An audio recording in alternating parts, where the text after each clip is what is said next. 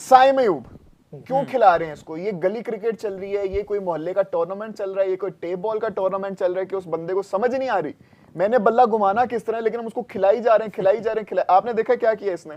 देखें ऐसे बैट्समैन को ना बॉलर बड़ा खुश होता है देख के। चलती फिरती विकेट है ना। हाँ, अगर मैं बॉलिंग करूंगा तो मैं को ये विकेट तो मेरी है, ठीक है। तो मतलब ये है कि आपकी बात की चलती फिरती विकेट है, सिर्फ 2 ओवर की खातिर कि उसने 2 ओवर करने हैं कहीं पे। हाँ, तो उस 2 ओवर की खातिर एक प्रॉपर वो बैट्समैन की जगह वो मिली हुई है उसने। तो पिछले अगर वो एशिया कप की उसकी परफॉर्मेंस देख लो, उसके बाद कंटिन्यूस की परफॉर्मेंस देखें, 8-9 के एवरेज मैं नहीं समझता कि इस लेवल का जो है वो डिजर्व करता है कि अगर आपके पीछे कोई और बैट्समैन बैठे हुए हैं। 70 इंटरनेशनल मैचेस खेल चुका है, ये उसकी एवरेज है टूर्नामेंट्स में, तो Exactly. एक क्वेश्चन मार्क है उनकी पोजीशन। देखिए आपके पास फखर समान बैठा हुआ है, ओपनर बैट्समैन आपके पास बैठा हुआ है। बाबर आजम को आपने उसकी खातिर 4थे नंबर पे डाल दिया उसको, ठीक है, जो बाबर आजम की जगह ही नहीं बनती, और वो 8-9 के एवरेज आपको लेके जा रहा है। और बाबर आजम की एवरेज आप देख ले एज ओपनर अराउंड अबाउट 50 जो उसकी है वो एवरेज है।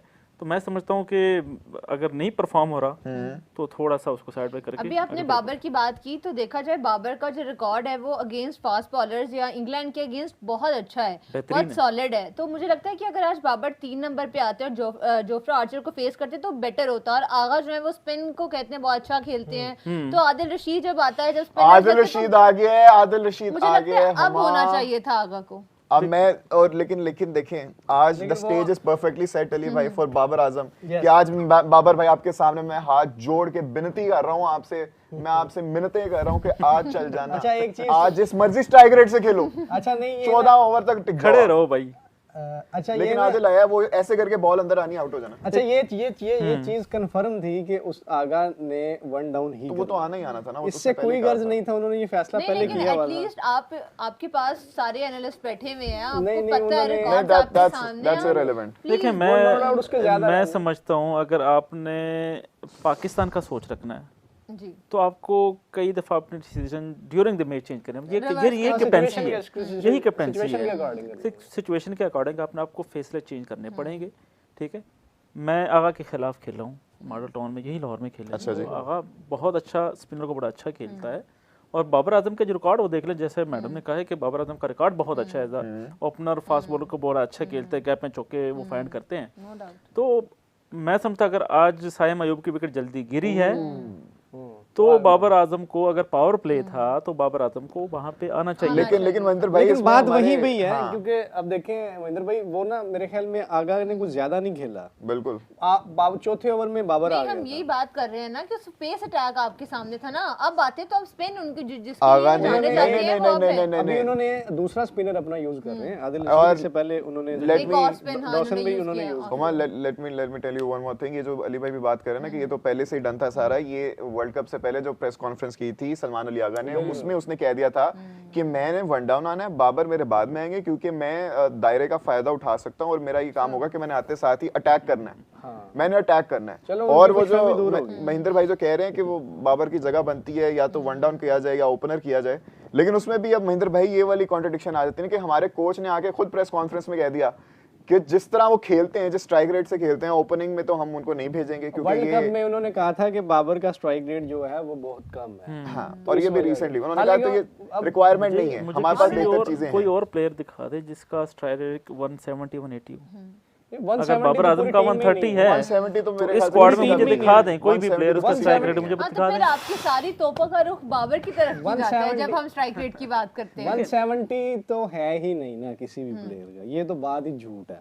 अगर 150 दिखा दें, अगर बाबर को साइड लाइन करने के लिए ये जब पहले भी ये दलील दी गई थी कि बाबर का स्ट्राइक रेट कम है, इस वजह से उसे ड्रॉप कर दिया, उस टाइम भी मैंने कहा था ये गलत दलील है। स्ट्राइक रेट छोड़े, मैं कहता हूं आज बाबर आजम को नहीं भेजना था, फखर जमाना के पास बैठा हुआ है। आज आप फखर से ओपन करवा फखर को 1 डाउन तो कर सकते हैं, जैसे साइम अयूब की विकेट गिरो, लेफ्ट राइट का कॉम्बिनेशन आपने बनाना था, तो आप फखर को मेरी इसमें इतनी सी गुजारिश है महेंद्र भाई, अब शायद आप अग्री करें शायद ना करें, मैं कहता हूं कि अगर आपने साइम को बस इसीलिए खिलाई जाना है 1.5 साल से कि वो बस आके हमारे लिए, चले 1.5 साल पहले भी नहीं वो बॉलिंग करता था, कुछ 6-7 महीने से, कि आके उसने 2-3 ओवर करा जाने, और बैटिंग में आपको कोई रन नहीं करके दे रहा, आप उसकी जगह फखर से या किसी और से ओपनिंग करा लो और उसकी जगह अबरार को खिला लो, नंबर पक्का स्पिनर खिला लो, आप स्पेशलिस्ट खिला लो। आप देखें, आपने ऑलराउंडर की दुकान जरूर भरनी है। देखें अनफॉर्चुनेटली बाबर के साथ ऑलराउंडर की जो बात करें, मुझे एक बात याद आ गई, उसने हेड कोच ने बाबर से भी ऑफ स्पिन करवाई है, आपको पता है? बाबर कल करता रहा, हाँ करता रहा वो। अब बाबर जब भी वहाँ पे नेट प्रैक्टिस करता है, मैंने देखा है उसको, और हमेशा बॉलिंग करता है। जब बाबर ने एक दफा एग्जीबिशन मैच में भी की थी मेरे ख्याल से, पेशावर के अंदर। लेकिन इसका मतलब ये नहीं है कि आप उसको एक प्रॉपर बॉलर की जगह खिला लें, और अगर आपने उसको एज ऑलराउंडर खिलाना है फिर ऐसे में आपको नीचे खिला लें।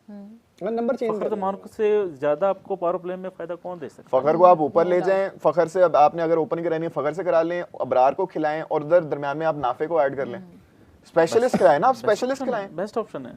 तो अनफॉर्चुनेटली हमारे सिस्टम का ये बड़ा मसला है कि एक बंदे के पीछे अगर कोई खड़ा हुआ है, अब मुझे नहीं पता कि उसके पीछे कौन खड़ा हुआ है। तो मैं जितनी क्रिकेट खेला हूँ, डोमेस्टिक क्रिकेट जितनी भी खेला हूँ, सारे खेला हूँ, जब तक आपको फेवर नहीं मिलती या आपको सपोर्ट नहीं होता, आप नहीं खेल सकते। ये इंटरनेशनल दूर की बात है, आप लाहौर का डिस्ट्रिक्ट नहीं खेल सकते। बिल्कुल सही, ऐसा है। ठीक है, अगर आप क्लब क्रिकेटर हैं तो इंटरनेशनल तो बहुत दूर की बात है, नेशनल दूर की बात है, आप लाहौर के डिस्ट्रिक्ट मैचेस नहीं खेल सकते, ना फर्स्ट क्लास खेल सकते जब आपके पीछे कोई सपोर्ट करना। आपके पीछे कोई सपोर्ट करने वाला है, जहाँ तक मर्जी खेलें। अच्छा, वो तौसीफ अहमद ने भी तो यही बात की ना परसों, कल ही आई थिंक, उसमें हमारे जोर का जोड़ में उन्होंने यही बात की है। उन्होंने कहा जी कि पीएसएल टीमों का प्रेशर होता है बेसिकली सिलेक्शन में, काफी ज्यादा इन्फ्लुएंस है। ठीक है। अच्छा, अब वो कहते हैं मेरे पास एविडेंस भी है कि अनफिट प्लेयर्स को भी फिट मेडिकल मतलब करवा गए और उनको खिलाया गया। तो आपके शाहीन अच्छी एग्जांपल है, वो एक अभी प्रॉपर्ली उनका, मुझे नहीं लगता कि वो प्रॉपर्ली रिहैब उनका कंप्लीट हुआ है, जो इंजरी 2022 में का शिकार हुए थे वो, और अभी तक वो आपको खेलते हुए नजर आ रहे हैं। एक मैच में आपने उनको रेस्ट दिया था ताकि शायद जो आपकी आवाम है उनका गुस्सा जरा ठंडा हो जाए, आज आप फिर उनको वापस ले आए हैं। इसमें मेरा सवाल इसमें जरा ऐड करना चाहूंगा महेंद्र भाई। हमने अभी तक देखा आर्चर ने जिस तरह की बॉलिंग करवाई और जिस तरह की वो लेंथ हिट कर रहा है, ओवरटन ने भी आके एक ओवर करवाया था। हमारे पास एक ही बॉलर ऐसा है जो कि इस तरह की हिट कर सकता है, वो है नसीम शाह, जिसकी हमने देखा है कि उसका कंट्रोल भी अच्छा है। मोहम्मद आमिर जैसा बॉलर कहता है कि वो मेरे से भी बेहतर बॉलर बन सकता है अगर वो प्रैक्टिस करे तो, सही है। तो उसको हमने नहीं खिलाया, हमने 2 लेफ्ट आर्मर्स को खिला लिया, उनमें से एक ऐसा है जिसकी परफॉर्मेंस आ ही नहीं रही, जस्ट बिकॉज उसका एक बड़ा नाम है, उसको हमने खिला ली। कि क्या सोच के हम फैसले लेते हैं? देखें, हमारा मसला यही है कि सिर्फ हम नाम को देखते हैं, परफॉर्मेंस को नहीं देखते।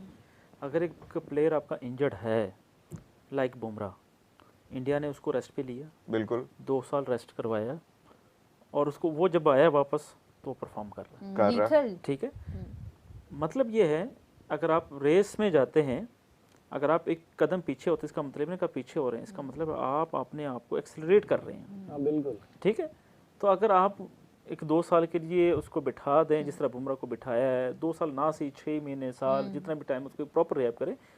शाहीन एक ऐसा बॉलर है पाकिस्तान का, नो डाउट कि बहुत टॉप बॉलर है, लेकिन उसको मिस यूज ना करें, ठीक है। आप बुमराह को कभी भी आप कनाडा के खिलाफ, आयरलैंड के खिलाफ, नीदरलैंड के खिलाफ कभी भी खेलते नहीं देखेंगे। उसको हमेशा ही बड़े मैचेस में खिला के उन्होंने उनको सेफ रखा हुआ है, क्योंकि जो फास्ट बॉलर की बॉडी होती है वो बहुत ज़्यादा जो है ना, उसको जोर लगाना पड़ता है, हर बॉल पे पूरा बॉडी का जोर लगाना पड़ता है, और एक लिमिट तक आप उसको यूज़ कर सकते हैं। इसके बाद अगर आप लिमिट से ज़्यादा इसको यूज़ करें तो इंजर्ड होगा, जिस तरह शाहीन के साथ हुआ है, जिस तरह बुमराह के साथ हुआ है।